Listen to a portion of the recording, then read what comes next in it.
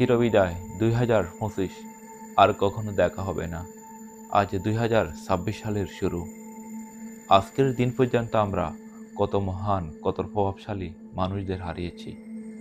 আজ আর নেই শেখ মুজিব, নেই জিয়াউর রহমান, আর কখনো ফিরবে না এরশাদ, গোলাম আজম, নিজামী, সাইদি, কারো সাথে আমাদের আর দেখা হবে না।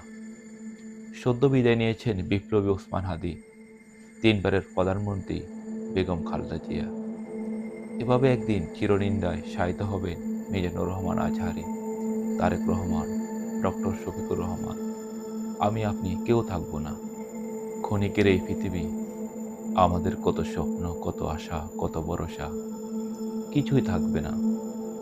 স্বপ্ন স্বপ্নের জায়গায় পড়ে থাকবে, সম্পদ সম্পদের জায়গায় পড়ে থাকবে। দুনিয়ার রং তামাশা বাহাদুরি কিছুই থাকবে না।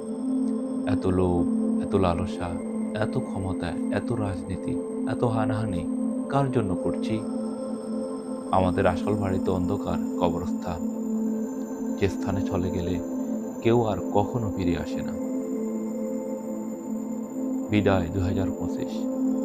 মহান রবের কাছে প্রার্থনা 2026 সাল যেন সবার ভালো কাটে। আমিন।